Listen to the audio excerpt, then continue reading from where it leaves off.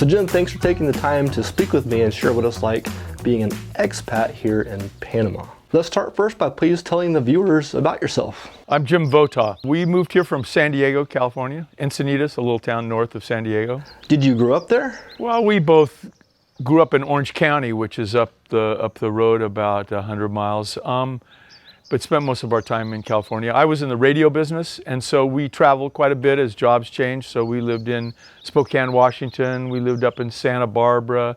We lived in Fresno for a while. And it was a great place to grow up. Where we lived in San Diego was along the beach in the North County, and we loved it. It was fabulous, yeah. Why did you decide to leave? Yeah, I got laid off, which has happened to a lot of people over the last few years. It was about 8 years ago, I guess. And when that first happens and you go through the shock of getting laid off, I talked with Marlene. Our kids were just about ready to move out of the house, and we decided we'd take a chance at maybe relocating. Although Southern California is a great place to live, it's not a great place to live if you're not working because cost of living is so high. And we knew we couldn't keep that house. We'd have to sell it and move someplace else. So we made the decision to look elsewhere. And we'd been to Costa Rica, and any list you'd look of places to move, Panama is like in the top 5. So that was not something we came up with on our own necessarily. So we flew out here and took a couple weeks, hired somebody to drive us around, to show us some different parts of the country. And we ended up in Coronado toward the end of the journey, and my wife had to fly back, and I ended up staying another 3 days talking with her on the phone. And this just seemed to be a place that fit our lifestyle, had some of the things that we were looking for. We grew up near the beach, so that was important. So we ended up in Panama kind of because of that. So were there any other places in Panama that you liked? Oh God, we loved other places. We were up in Boquete, and we liked that a lot, but that didn't seem like as much of a community. You kind of lived up in the hills and then came down to town to do what you had to do. We looked at the Azuero Peninsula, and we loved that, but it seemed like that's maybe 10 years from now that's going to be a little more developed. And we were really looking for a community. I also am a musician, and I wanted to find an area where there was enough people living and where there were enough places we could play, because I was hoping to have a band and be able to play around. And both Azuero and Boquete has a pretty good musical community, but it's relatively small. So that was another reason that this made sense. And every time that I kiss you, you just tremble inside. And I know just how much you want me there. Can't hide, just raise a moment to you, my love. When did you get into making music? Well, music's been a part of my life ever since I was a kid. So I've always played. I went to music school. I played in bands when I got out of school. And then once I started working, there wasn't any time raising kids and working. And I used to think, God, what would it be like if I could just spend as much time on music as I wanted? So it's always been there. Would you mind sharing what life was like back in the States? Oh yeah, well for the last 6 years while I was working, I hopped on a train in Encinitas and took the train to downtown San Diego. I'd get up about 6 in the morning, I'd get home about 7 o'clock that night, 5 days a week. And in the radio business, sometimes you have appearances, things you got to go to on the weekend. So just a lot of work, and you end up not having a lot of free time. And when you're raising 3 kids and their sports and their schools, your time's pretty caught up in all of that. So I don't know it was necessarily stressful. I loved what I did. The radio business has changed, like a lot of businesses, become a lot more corporate and a lot less entrepreneurial the way it was when I first got into it. But had I not been laid off, I probably would have continued just doing what I was doing, because once again, you kind of do what you do until someone either puts an end to it or you hit a wall and you say, I'm done. But we don't look back at all. We really love the decision to come out here. It's been good for us. And what kind of work did you do there? No, I was in either sales management, a general manager, in charge of some groups of stations. The last job I had was director of sales for Univision, Spanish language broadcasters. We had 2 stations in San Diego. So what did your family and friends think about the move down here to Panama? Well, I guess if you asked our kids, they were probably shocked and a little hurt that we weren't going to continue to live near them. They'd since kind of moved away a little bit. One of them still lives in San Diego, but they understood the dynamics and why we made the decisions we made. I think Panama is not a place that is in everybody's on their radar. They don't really think of it, and some people were kind of shocked. I don't think they'd ever been to Panama, didn't really have any experience with it, so it was quite a shock to a lot of people. What was that like when you first moved here? So when we first arrived in Panama, we laughed. We said we have like international training wheels on. I mean, we were just clueless. We didn't know anything really. I mean, and even something as small as going into a grocery store and trying to find the salad dressing. In the United States, you go into a supermarket and there's shelves of salad dressing. Here, they're maybe only on one shelf, and if you walk by, you might not see it. So it took a while just to get your perceptions in tune with Panama. And one thing that really helped that was this community of people, and it's really a big reason why we like it here. There's a great community of expats that live in this region, and we laugh about how quickly we made friends, but when you stop and think about it, everybody here kind of shares two things. We share kind of a sense of adventurousness, whatever that word is, adventurousness, in that all of us made a decision to come to Panama, which really wasn't a mainstream decision. It's becoming more and more so. Second of all, we don't know anybody here, so we're looking to make alliances, friendships, form relationships. So when you add those two things together, it's a good climate for that. I realized when I'd stopped working that my sphere of friends was kind of wrapped up in my job, which probably for a lot of guys it's that way. When I stopped working, it wasn't quite the same. So here everybody's on equal footing.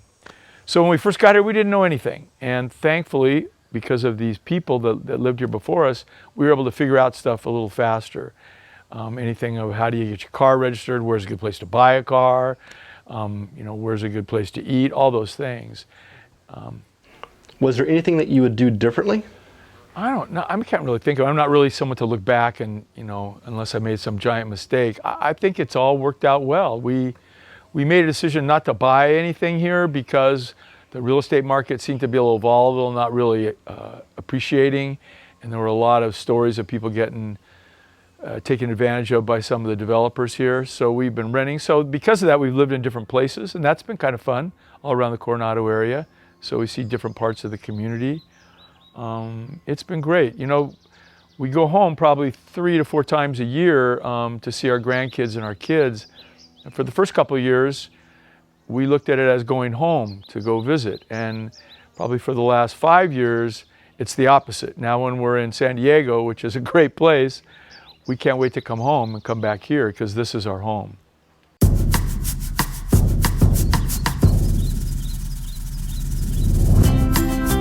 This has been great for my wife too.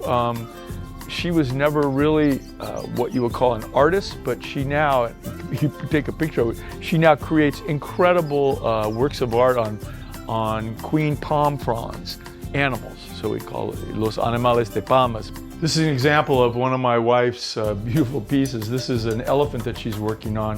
So these all come from a queen palm.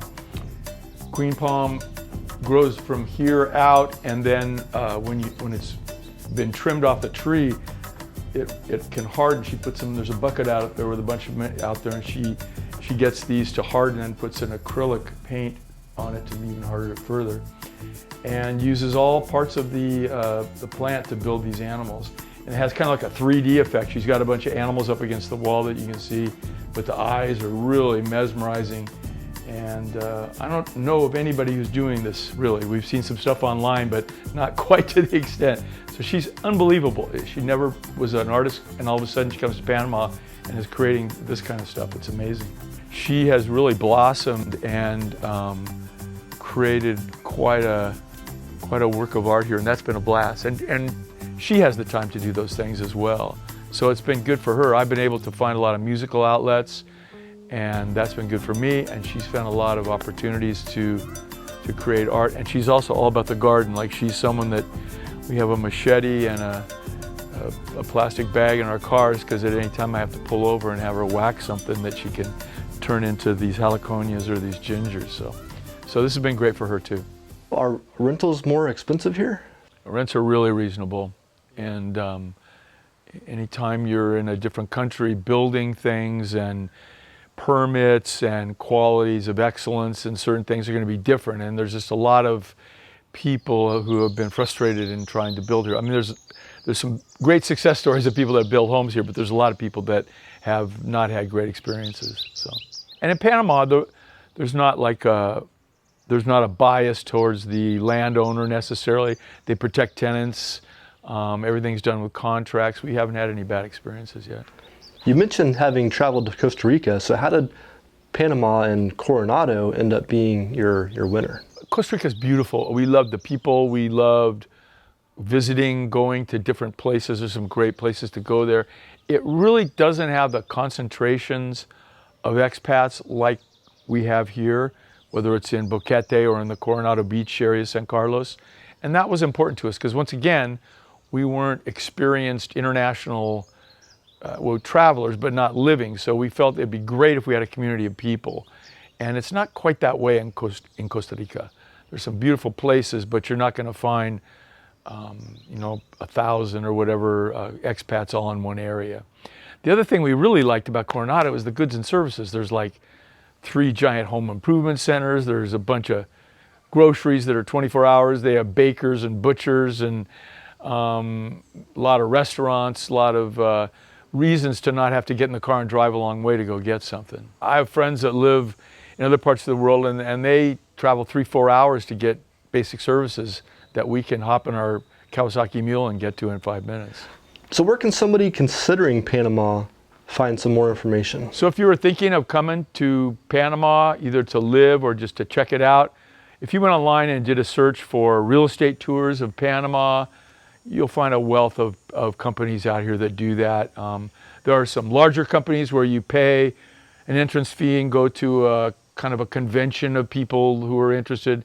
We weren't looking for that. We just wanted someone to show us around, and they were great. And so we flew into Panama City and then flew into David, had someone meet us there. Every place we went, whether it was Azuero, David, Boquete, we had someone on site who met us, drove us around, could answer any questions we had, and made it really easy.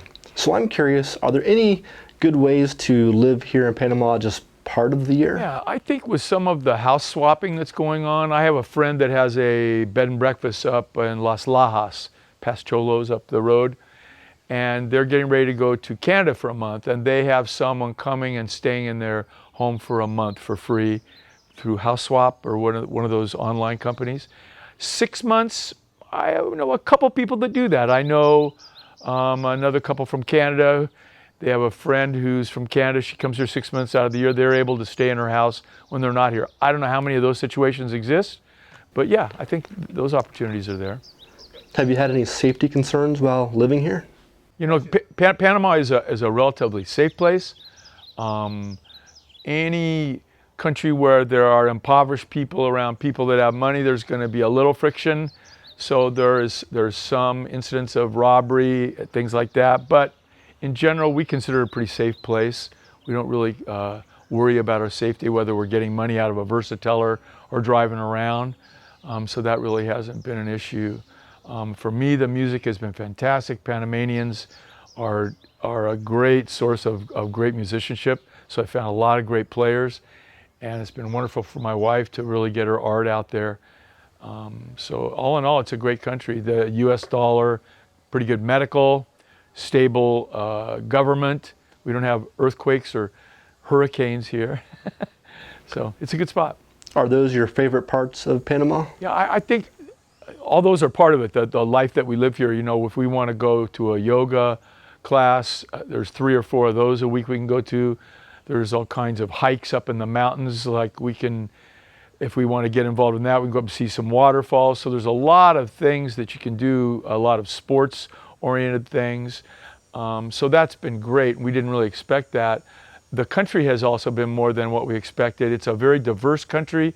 Within a couple hours, you can be in an entirely different place. So we've enjoyed hopping in the car and driving either towards the Caribbean or out west and seeing some of the different parts of the country. And also Panama's a great place to fly out from. they're really trying to take Tocumen and make it a hub internationally. So there's flights all over the place, South America and places like that. So yeah, all good stuff. I've heard that there are incentives for expats living here. Do you know what those are? Yeah, so, well, first of all, residency is relatively easy to get in Panama. There are several ways to get residency. There's a jubilado residency, a pensionado resume, which is residency, which basically reaches a certain year for a man, different year for a woman, and you have to have some sort of guaranteed income. It can be Social Security, it can be a pension, but you have to show proof of something like that. Basically, so the country doesn't think they have to support you. There's also a favored nations program. There's some other programs. So there's a variety of ways to get residency. It's very easy to get residency here. And then getting a Panama driving license is relatively easy. Healthcare here is really inexpensive. Even if you don't have insurance, a doctor's visit is about 15, 16 bucks. Pharmacies are selling prescription drugs for a lot less money. So that's good. There is a program that they have here for people over the age of 60. It's really for the Panamanian people as well as the expats. It's not a program for expats.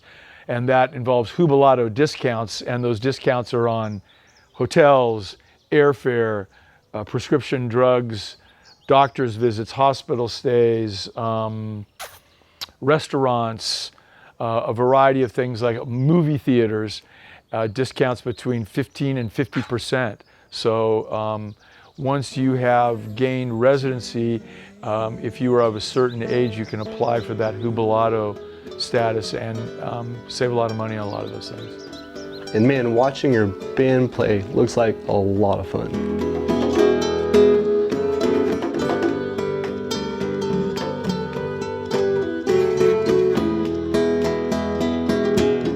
If I could be the king,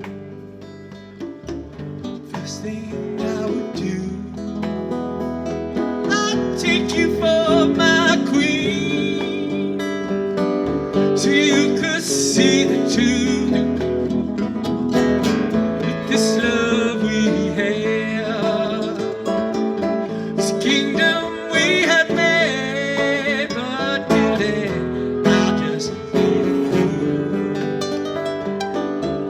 waiting for the day if I could change this world. I could be the sunlight in your universe, and maybe you could think my love was really something if I could change. Yeah, baby, if I could just change. Yeah.